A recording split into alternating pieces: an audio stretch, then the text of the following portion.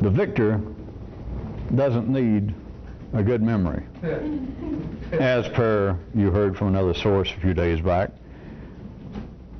at first material blush, I could point out to you that the victor does not need a good memory insofar as the obvious one should be. Since he does not need material, since he does not need food to keep himself going to stir up and to plot revenge, what does he have to remember? It's those who have been trampled. It is the defeated at the very crudest level that need a good memory to remember, hey, we got to get even with those people over there, whoever it is. Whoever got me, you have got to have a good memory about all the dastardly things they did, so that if you do indeed at a future date begin to get, if not the upper hand, at least an even hand, and you might begin to be victorious over them, you need to remember, all right, how bad did they treat us when they won? So we know how bad to treat them. And which ones of those people individually went out of their way to insult me? Right? We could leave it there. Of course, in the city they wouldn't even get that far, because I can't imagine anybody in the city even finding any sort of potential value in the axiom that the victor does not need a good memory. But now let's get into what I really meant. When you get into a more complex view, when you get into the kind of revolutionary area, what this would really refer to, one of the things it would really refer to is a real, someone operating on the basis of new intelligence does not need a good memory about anything, because whatever they do, they simply do it and move on. The battle, if we're going to look at it, since I did the phrase, the victor does not need a good memory, then whatever the little skirmish was, whatever the little foray, a small battle, whatever it is, it takes place, and the victor, in this sense, then moves off the field, goes on. Why does he need a good memory? What is there to remember? I could give you, how about a new motto for February, a revolutionist motto?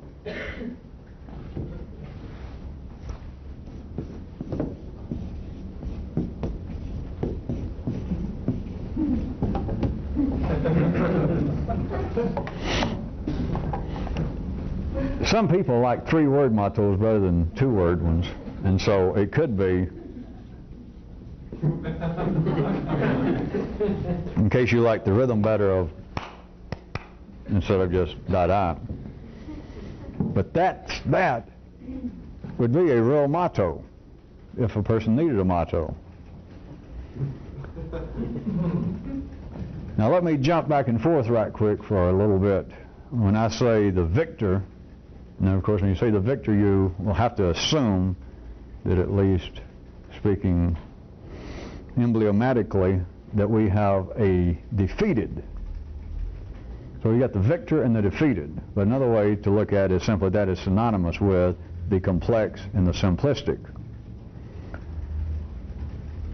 Remember that, at least for a few minutes while we're taping this. Try and remember that the victor means the more complex and the defeated means the more simplistic. It is only the simplistic that have any need to recall their apparent triumphs, their apparent transient triumphs, that they do get in a lick at somebody, they do get in a kick at somebody, to divide up reality right quick, fast enough to suit the operations of the old intelligence, the most simplistic in the world, those that are most downtrodden, you do understand, including yourself, have moments wherein you do triumph. If it's only for a minute. If it's only after the boss has really given you a good dressing down, like you probably deserve, and walks out of the room, you go, and he turns around right quick and you go, that sort of thing. But it is over the complete spectrum of a lifetime. It is only the simplistic that have the need to recall their apparent victories. Now this is true individually, and I don't know how far to try to drag you with this, but it gets true to start multiplying the cellular division of an individual, start multiplying it into larger cellular groups of whole little tribes. nations, religions, organizations, institutions. The more simplistic they are, the further they are away from the five-dimensional moving edge of life's intelligence. The further it is away from that, which means the more simplistic it is, the greater is their need to recall apparent victories. Would you care to take a second and try and ponder that before I have to do it for you? Think about it. Come on, come on. All right, history. Look at history as recollection. It's city recollection. Who is always hollering out? Look at any epoch, any era of history, and whatever group is hollering out. Looking at it now as a lineal, that the past is gone in my little line. But back there, just look at history. It is the simplistic that need to recall their apparent triumphs. Do I have to do more? Come on. Think about it. All right, think about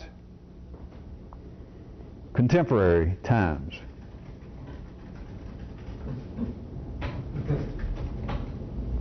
Think about sports. After a Super Bowl, after the NBA playoffs, the hot news, the sports news, is good for what? Maybe a day, that is after the game. Maybe a day. Super Bowl played on Sunday. Most cities do not put out a Sunday edition of the paper. That is, after most of that's printed on Saturday night. And so whatever you're going to get is going to be on Monday, right? By Tuesday, the victors are hardly mentioned. Think about it. All of the human interest stories, all the things that the victors, whoever was the most valuable player, all of the inside scoop and the way the victors celebrated, what they had to say in the locker room, will fill up the first 2 or 3 pages of the sports section. Monday.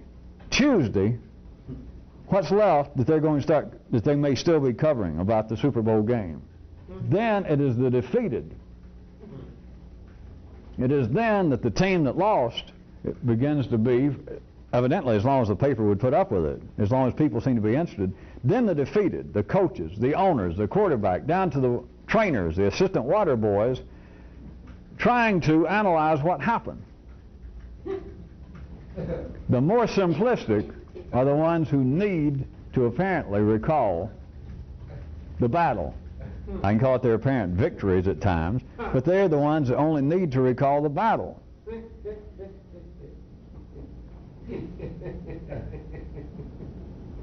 All right, you realize I'm not talking about sports. How about people who are insulted? How about the normal course of events that people apparently step on each other, mistreat each other, at least verbally? Do you ever hear someone, if you look around at your office, somebody you know, and there's apparently a bully, holdover from elementary school days, that you got somebody in the office, a loudmouth, insulting people, cynical, sarcastic, makes rude noises, doesn't seem to mind. Does this person have much of a memory about what he does, or she? Does she recall, or he recall, all of the dirty things he has ever said about somebody in the office? All the practical jokes, all the people they've cheated? Who does do the talking? Who does recall all of the skirmishes? The more simplistic, those that apparently were the butts of jokes, those apparently who got cheated. The more complex, the victors simply do what they do and they move on. I could, in fact, if you're not seeing it this clearly, I can absolutely point out to you that nobody deserves at all the title victor who does recall their victories. They don't deserve it. In fact, if it happened, I don't know whether you've got enough time and I've got the interest and your attention enough tonight to make you see what I'm trying to point at. In life, if it did happen, somebody that was apparently was suddenly a hero, if they do too much talking about how they did it, whether it be a quarterback, whether it be somebody that saved some children in a fire, whether it be somebody who overthrew a tyrannical government and now is going to lead the people off to a great happiness and freedom, there's a point past which that this person is who's now apparently a victor, a hero, whether it be in sports, politics, everyday life, if they go too far of recalling, if it was just yesterday, if it was just this afternoon that the guy saved all these children, if he gets too far, he begins to recall it. You might look at it another way, there is, he talks too much about it. All the local stations interview him, the two major papers in that city interview him, maybe the wire services interview him, and that's not enough. Then he begins to call up stations out of town in the suburbs. He calls back some of the people that already interviewed him and said, don't you want to hear some more? I just saw some more that happened. It'll get so far and it will break down. He will cease to be a victor. He will cease to be a hero. The people, the press that was covering him, if he starts calling back, of course I'm just making all this up as fast as I can talk. You've got to piece it together, the reality of it. If he starts calling back once or twice and they won't know why, but the news director, the TV station, the editor, the city editor of the paper will finally decide, hey, that guy that saved all those kids, that front page thing we had, I decided that story's, hit that back in the B section, back in the human interest. That's not really front page. The news director of the TV station may decide, hey, that thing we was going to give, what do we have that plugged in for? The guy that saved all those kids? And I say, well, we've got it down for 90 seconds worth of film and the lead in. He said, well, in fact, pull it until after the first news break. I don't know, that thing, we got too much going on. They will lose interest. If we could spread it out far enough that the public could be in on this little scenario I just made up, and they see the guy saves all these children, comes on the news and they give him 90 seconds, and the guy's a hero. The mayor comes up 10 minutes later on the show, and he's saying, I think next week we should name a day of the week after this guy. If the public finds out, suddenly he keeps showing up. If they find that out, however they would do that he is recalling too strong, too intensely his triumphs. If this could happen in 5 or 10 minutes or 2 or 3 hours, suddenly the public, they wouldn't know why, but the local community would think, Jesus. And you couldn't say, well, that guy saved 7 little helpless children. They go, oh, well, fuck it. I don't hear more about that. People would decide, they wouldn't know why, but they'd decide, I bet the guy's some kind of pervert. Look at the way, he doesn't look right. What was he doing hanging around a building and had 7 children there by themselves? All right, have I done it enough? A man is not a victor if his recollection of his apparent triumphs goes past a certain point. If he has much of a recollection, and we're not going into what was going on in the guy's brain because that's what every life is doing, and you're going to have to look at the behavior of it. The way the city affairs work, nobody really deserves the title of a victor, and they would not have it or keep it if indeed they do have much of a recollection of their triumph. Think about that a second. You don't want to? Come on, think about it a second.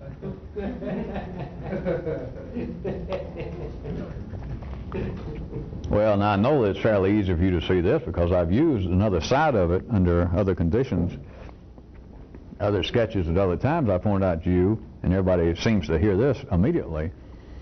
The quiet hero, all the way from historical figures about whom little is known other than their actual physical triumphs. But there's no great records of what these people said. They didn't write, they didn't do interviews. All the way from that right up to today, fairly today, contemporary times, of the heroes in literature and movies, the John Waynes, the kind of thing, the Western heroes in American film culture. They simply do whatever it is that somebody is messing up the town. Good needs to be done. They do it, and somebody says, boy, thanks a lot. He kind of tips his hat and rides off. Is there anything, what can we do for you? We want to throw a big party and all. He says, got to go. Tips his hat and gone. Now, all of you hear that. Just take it conversely. I'm not going to stay here any longer trying to give you an example outside. Now, internally. Internally.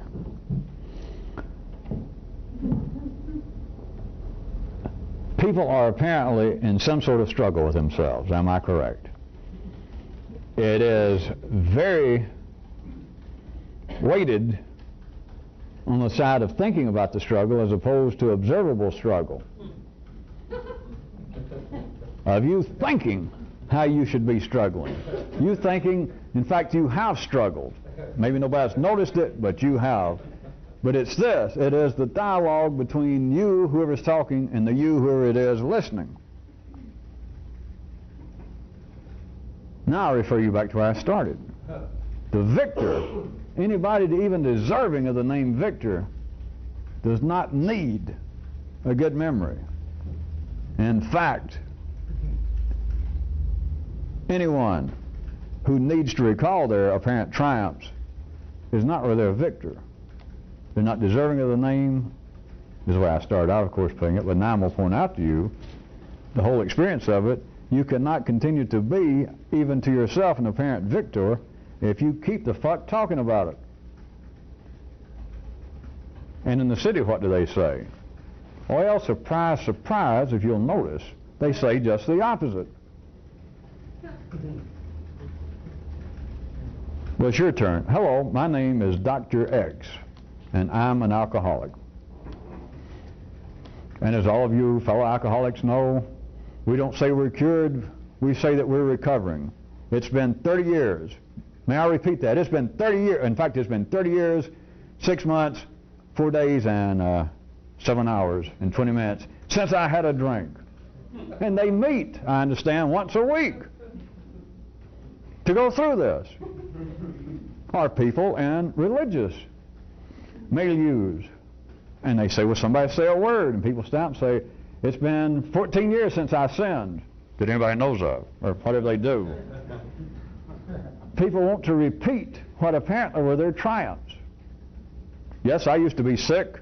I was dying of cancer. And I came here to this fine church. I came here and I joined up with this organization. And I'm cured. It's a miracle. Would you say it's a miracle? Yes, it is a miracle. I'd like to repeat that. It is a miracle. In the city, and it doesn't seem to be very strange, it is the reinforcement. It is a movement of energy, but it is a very simplistic form of energy compared to what I'm talking about. That people do have to speak to each other. They do not just involve themselves in this kind of more simplistic transfer of energy regarding themselves, they do it to each other. What are friends for? What are family for?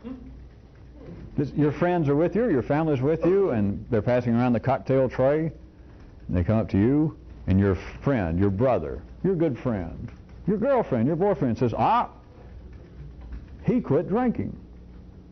And several people standing around that's known the guy go, really? Yes. Would you believe it? He just quit like that? You mean right after he was been spitting up blood in the hospital for a couple of months? Well, yeah, but he just quit. The other people, you remember, you know my buddy here. You remember how he used to drink? Quit, just like that. We do it, ordinary people, to each other. And in the city, it is just right.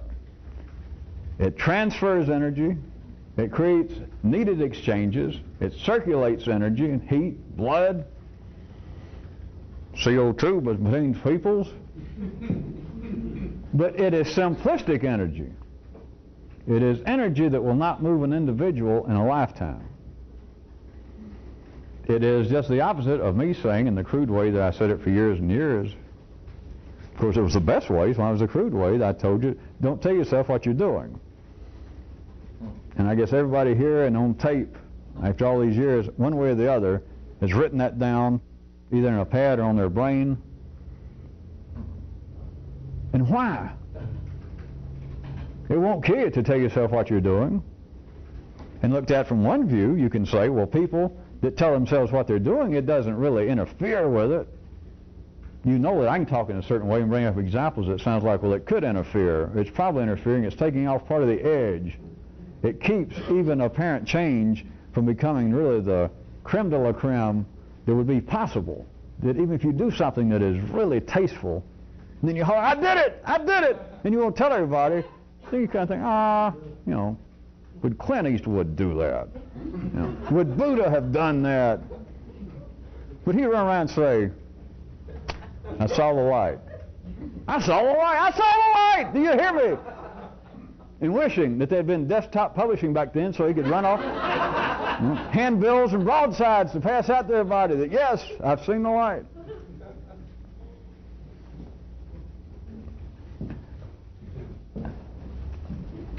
And how about the ways that I know that many of you, and I did it purposely at the time, and I normally try to pick up and jog you so that you don't take it too crudely, but apparently all along the way I keep kicking at ordinary memory. When it's necessary, you've got to have it for city affairs.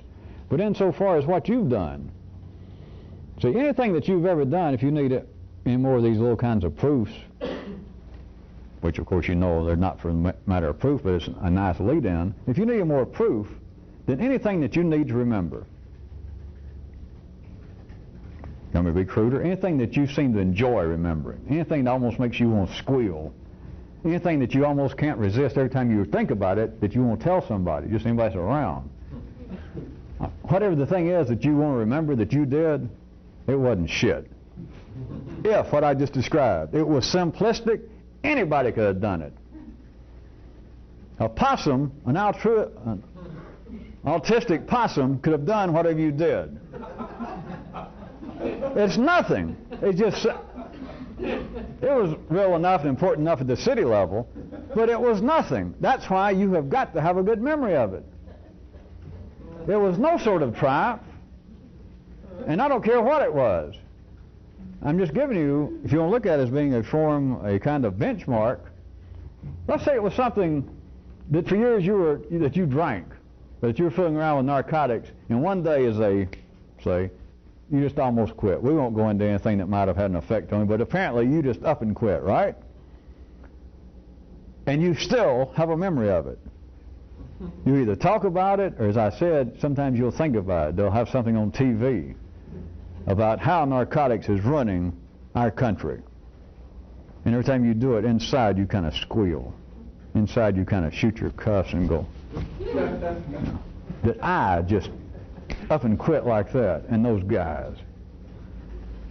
I'm telling you an absolute revolutionist fact, a more complex fact.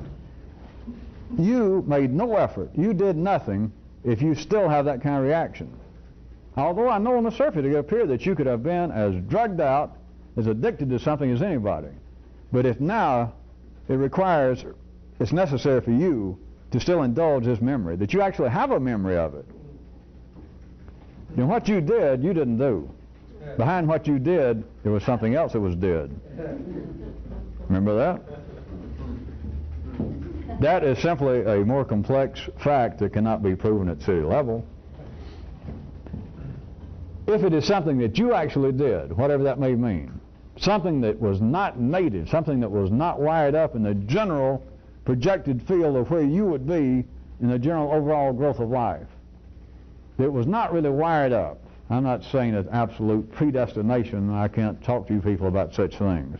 But even around the corner in the 5D world, things were not really arranged. The job that you were born into, part of the job description was not generally that somewhere down the line, after it was well established and you got on a good foot of being addicted to alcohol or something, that you just stop it. And yet you did. If it actually was something you did, you almost forget about it. You have no ordinary memory of it. That is, you have no squealing memory of it. You have no superior memory of seeing other people in that position and going, ha! Because a true victor does not need a good memory. It's not part of the victory. It is only people that didn't do anything. All they did something, but behind what they did, there was another deed. They just took credit for it, like they're supposed to.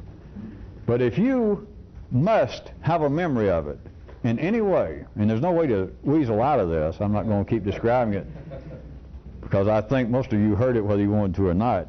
If it's something that you did, as far as you're concerned, and then every time you think about it, every time it's mentioned, every time you see it, you have a distinct memory, a memory that gives you some sensation in your nervous system, that I'm pleased, that you've got a real memory of it, you didn't do anything. And those of you who go far enough with this, you know that's true. It's not anything I can prove. It's not anything I have to prove. A true triumph requires no victory. It is so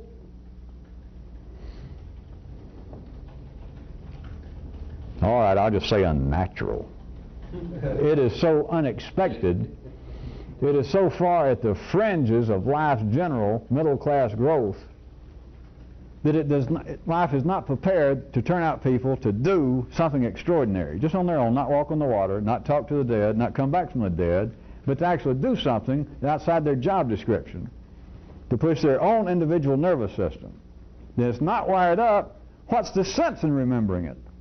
Who are you going to talk to about it? It is only the things that do not classify as that people recall. It's only ordinary people that believe that what I did must be recalled. This is my life. Now, I don't know where Ralph Edwards is now that I need him, but this is my life. I've got to tell somebody about it. Why? It's not a psychological flaw. It's to keep energy moving. It's to wring out the last drop. It's to use memory. But if you do something extraordinary, if you actually do something which is extraordinary, you were a kind of victor. But if you have a memory of it, if you feel the need, the enjoyment, if you feel a kind of fulfillment, a kind of energizing over the memory, remember I shouldn't have insulted possums, the possum with a low IQ. That's what you did. That's why you have to have a memory of it. That's why the simplistic have such memories. And the more complex would have no memories of apparent triumphs. This is getting too, how about a little more scientific? How about a scientific aside? Everybody knows the term conduction, don't you? The transfer of energy, such as heat, through a medium, such as metals, without the medium apparently undergoing any change. That's conduction. Could you see new intelligence, a real revolutionist, having any connection to that?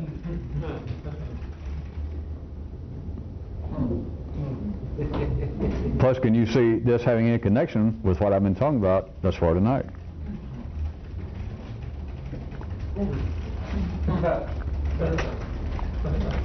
All right.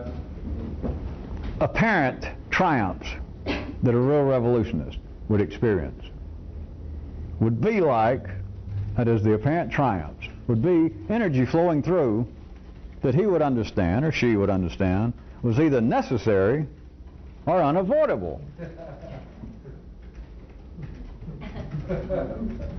But people in the city are apparently changed by it.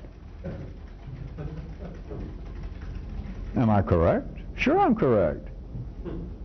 You mean that so-and-so quit drinking? Are you serious? Do you know this for a fact? Yes, he quit. I've talked to his wife. I've talked to his, well, you know, his doctor is the guy that lives around the corner, so-and-so. He's quit drinking. And you see him? Is he a changed man or not?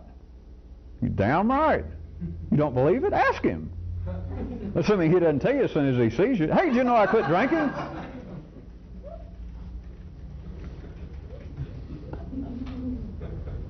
Apparently an energy flowed through the person. An energy that made them go from being a habitual drinker to now a teetotaler. And a quite verbose one at that. And they were apparently changed by it, right? When I said right, am I going to have to play the city part? Why else would anybody change if it's not going to change them?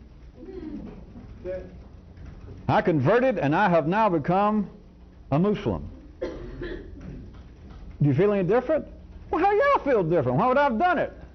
Do you feel any different since you quit drinking? What kind of dumb question is that? If I wasn't going to be different, why would I do it?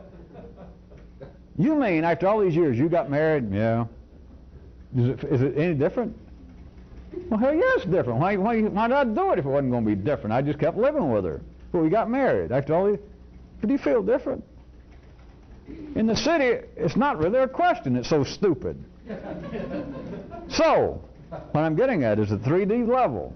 When energy apparently goes through the medium of a human, they are not in line with the scientific notion of conduction, because the medium is changed. You run heat through a piece of metal in the city, except at the very crude scientific level. The medium gets changed. Because, as I said, the question is so stupid, I don't know whether you can see from that view what I'm trying to point around the corner, trying to drag you one way and then jump back and point. In the city, to ask somebody, you mean you changed something? Yes, I quit drinking. I got married. I joined a new church. I converted religions. Well, by doing that, did it change you? Yeah. It's not even a question. It's so, if I did something different, it changed me. Right. Real revolutionist. We look at these apparent triumphs, the ones that he or she did not do. There's nothing to remember. There's no credit to take. There's nothing to say. It was a matter of conduction. There was energy flowing through life. I was in just a place. I'm not going to call it the right place or wrong. I was in a place, and either the energy had to go through me, it was necessary, or else I didn't know how to avoid it. If I did see it coming and realized I'm about to play this part, I didn't know how to get out of the way. But by so understanding there's only those two possibilities. If it was not something you were doing, whatever the hell that was, then anything else you realize is a matter of conduction. I got no memory of it. I don't take it personally. It went through me. That's it. Then, if somebody was so stupid and knew how to do it, they said, did that change you? Of course, you're a real revolutionist. You wouldn't answer questions like that. But if you did have to answer to yourself, it'd be, well, let's see. If it did, that means that I didn't do it right. If it did, it meant that I am getting more simplistic. If it did change me, then it beat me. There was a battle going on, nobody knew it, and I lost. But you realize at the city level, you had apparently won. Somebody says, yes, I quit drinking, and I feel differently. I'm a different person. They got defeated by it. From a revolutionary view. In the city, it doesn't matter. But the revolutionists would know if somebody said, didn't so-and-so happen to you? Or didn't you apparently do so-and-so? And if you were going to answer, and you say, well, yeah. And they say, boy, that must make you feel good to be able to pull that off and actually do it. And if suddenly you realize, yeah, it does make me feel good, then you'd realize, uh-oh, I didn't do it. And you'd realize I was here. I was a conduit for it. I was a medium for it, and that's it. How about an aside to an aside? A few nights back, I pointed out in no great detail, but I was pointing out that in various ways you could see that life is not all that dangerous, and life is not all that much of a burden. And as an aside to my scientific aside while I'm here, that should be true to you people. But there's numbers of people on this planet that that's not true for.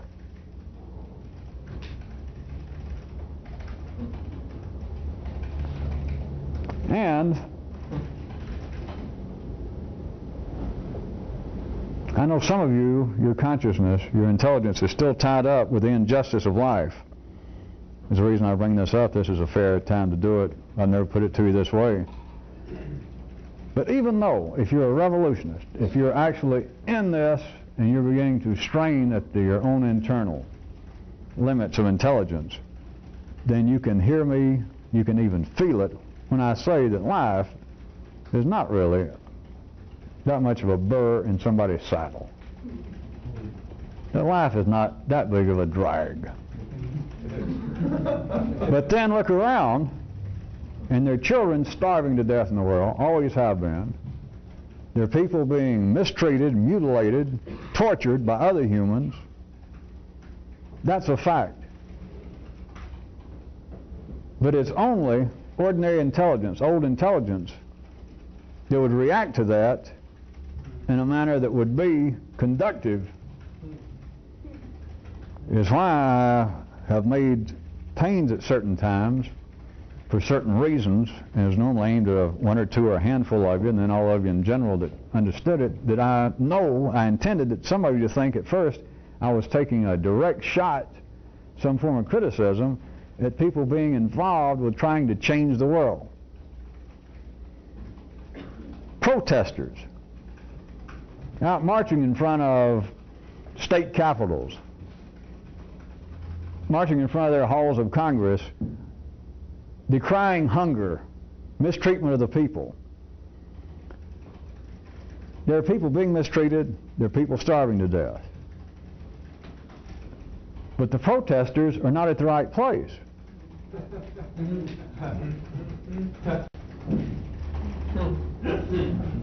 That's why it's useless. That's why you would not find a real revolutionist out there.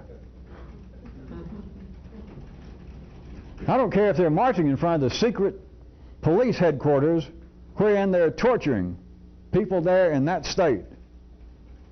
And there are people out there very sincere walking with these signs. They're protesting in the wrong place. In the same way that those of you who begin to get a feel of this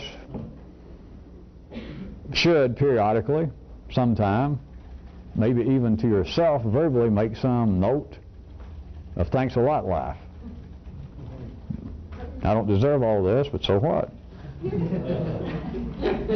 didn't deserve to have balls on my ass, but I didn't deserve a nose like this. But, you know, thanks a lot life. But you can see, you know for a fact that there are children, helpless children, starving. There are people being tortured that apparently can't help themselves. But you don't go out and protest. If you knew what you were doing, it would be fuck you life. If you knew what you were doing, it's to hell with this. It's not these people. It's not the secret police doing this. It's not some little tied up, curly-headed general that took over and is now starving out the people for political reasons. I know he seems to be, but I know who the hell it is. It's the same thing that makes me exceedingly, inexpressibly pleased that life did this for me. It's the same goddamn thing that's doing that. But you got no business protesting it. You don't know how. You got no business protesting it out in the street. You got no business internally saying, my, how unjust this is, because you don't know it is, and you don't know where the fault lies, if it was indeed a fault. If you knew how to do it, you would be well within your rights, having to do with starving children, or even to see a bird fly out in the street and run into a car. The driver didn't do it. Life did it. None of you got any business being a critic, protesting, but you can look at it this way since I brought it up. I periodically do it for you. I know how to do it.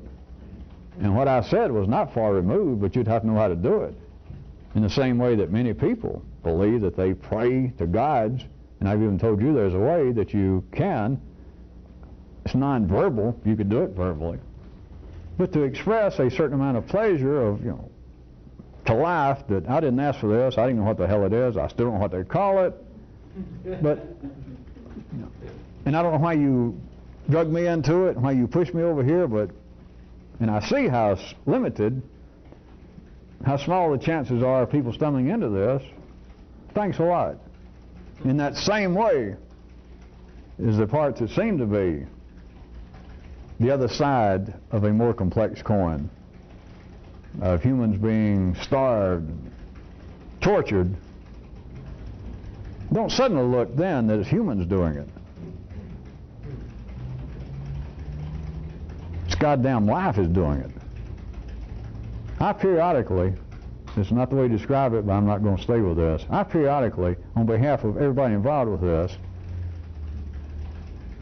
have a few words to say to life about such as that. You got no business doing it. You got no business making any protest whatsoever, because you do not know where to protest. You got no business criticizing, You got no business whining. Now back to the main track.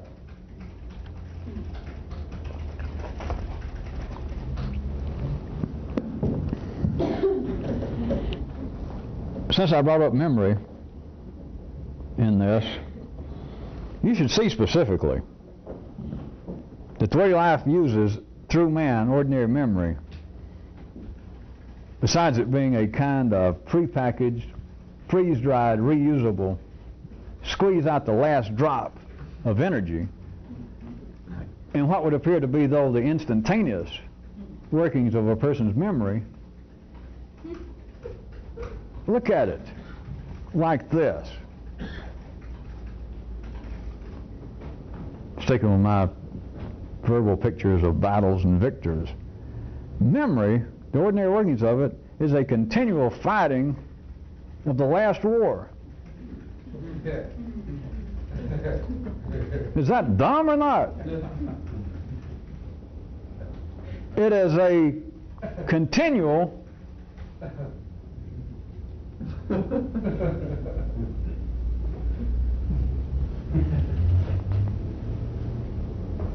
reselling, retrading of yesterday's stocks. Or for those of you who are more inclined to that middle section of the paper, it is the eternal, the ultimate Monday morning quarterbacking. Now, it can appear to be, on the basis of Monday morning quarterbacking, to be a relatively innocuous hobby, just a holdover to try and drag out the last drop of fun from Sunday's game. To try now and second guess, ex post facto, the quarterback and the coach. But it's much more than that. Look at what memory does. That is, everybody wants to judge and see everybody else out there on their behavior, remember, the basis of behavior, and internally on the basis toward themselves of what they think. Not what they do, but what they think. Then if you see what you think is being synonymous with memory, then look at what you do with memory that nobody knows, we'll assume. Only you know up here, in the privacy of your own head, that what you do is forever fight the last war. The last war is over. Trying to re-trade in yesterday's stock. You sold whatever you're thinking about now. You sold that stock yesterday. Sure, it went up. It cost you X amount of thousands of dollars. And here you sit. Well, you know, I started not to sell that yesterday. I could have refrained from selling. I didn't have to sell. Why did I sell? Turn the tape over. Just a second.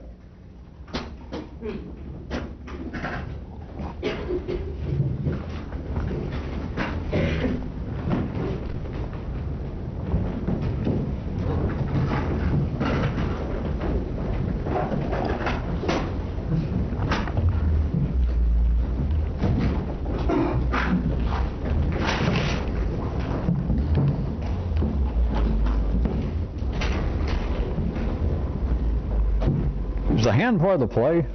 Yes. Was it there opening night? Did I miss it? You missed it. It wasn't there opening night. Okay. I sure do like it, whatever. I don't have to know anything about it, how it fits in the play.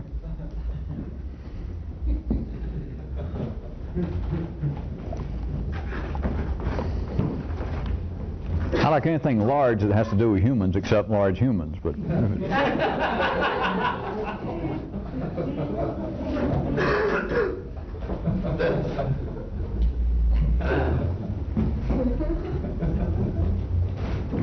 rolling.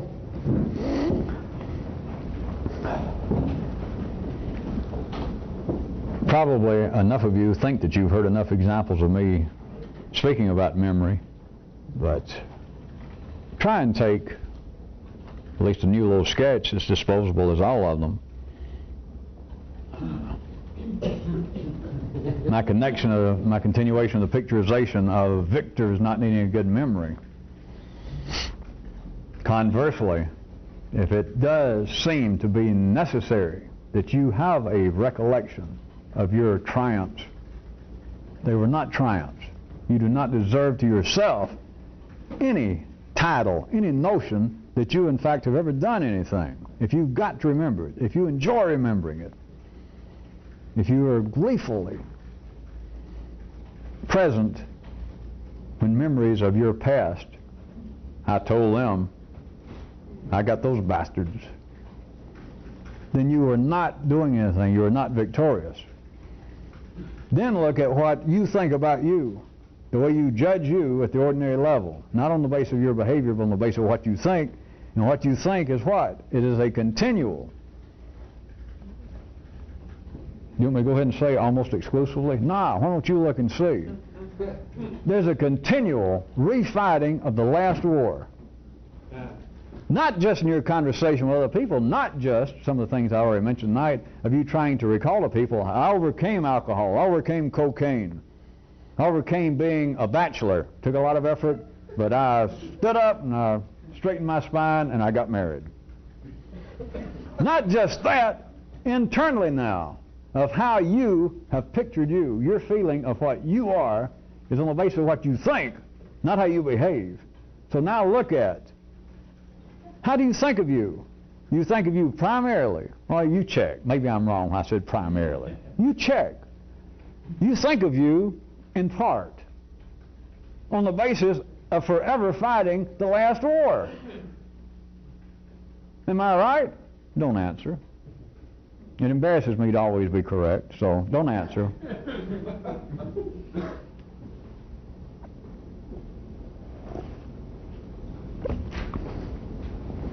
Let me again point out right quick, you should be doing it to yourself all the time, because it's easy to fall from this into, well, all right, that's true. I bet it just sounds right. It almost feels right. And it's got some kind of psychological basis, and it does not. Because psychological doesn't have a basis. Psychological doesn't have a... So what is life up to? To what end is it that people's idea of themselves to keep you in the queue, keep you in the clear, keep you in the pink, keep you lined up, headed toward, we won't go into it, you continually refight yesterday's or the last war. It was yesterday or 5 minutes ago. That is your, in part, you check and see how much, your feeling of you, your judgment of you, your conception of you. Not your behavior, but now you're thinking about the last war. It's the thinking about it, not actually what happened. It's why everyone can undergo a kind of reconstruction of memory. Everybody knows this in the city, that somebody 5 minutes, 5 hours, 5 months, 5 years later, something that you thought you were a witness, the people involved, the participants, their memory of it now is Jesus. No, that ain't the way it happened. And there are people apparently ready to die. Yes, it is. I know what I did. It is not what they did, because that gets changed very quickly. That's not even the point. It's now them thinking about themselves and what they think about what happened. There is the continual refighting of the last war. It is necessary in the city. It's necessary for everybody. Holy men, popes, rabbis, your mother, congressmen, businessmen, everybody, except a revolutionist. Because for a revolutionist, it's useless. It's not wrong, other than you're wasting your life, but it's useless. Absolutely useless. Anything that you apparently did, for you to think about it and to pat yourself on the back in any manner whatsoever, to refight the battle, is useless. You might as well be, I hate to say it, watching TV. Reading a holy book. It's useless. It is necessary in the city, but it is useless. And carried to a certain point, of course, if you could do this, to try and do this and continually involve yourself in useless affairs, then that which is useless becomes worse. That which is morbid becomes morbific. Or that which is morbific becomes morbid. That is, the useless, if you do it far enough, becomes deadly. Well, you starve yourself. You continually go in the wrong direction. You continually rethink. You continually stay at the old boundaries And you take them as being something necessary. You take them as being victories. Well, every day I think great stuff. Every day I'm sort of victorious. Maybe not my behavior, but every day I'm talking to myself. I'm listening to subliminal tapes. I'm talking to myself subliminally. I know I'm getting stronger. If that's your kind of memory, then I got to tell you, trust me, you're not getting stronger. You're not getting weaker. You're not doing anything. You're standing in line. You're spitting. You're kicking at rocks, and you're talking to those about you. And they're talking to you, and they're kicking and they're spitting. And you're all standing in line. If it seems necessary for you to recall your apparent victories, you had none. It is proof positive that you are still simplistic. There's no way out. Anything that you've ever done that you can really recall was no triumph. It's meaningless. You are playing with more simplistic energy. You're playing with energy that is inherently city-bred. You're playing with energy, you are transferring it, you are using it, you are eating it, you are thinking it, which is at line level. It is no better, it is no worse than that which is available to everyone else. So is that all you want to be? You want to be as intelligent as a prime minister, a pope, a rabbi, your mother, yourself? Is that all you want? If so, have at it. Of course, if so, I don't have to tell you to have at it. You got no choice. You have at it. While saying, well, at least I'm not having at it.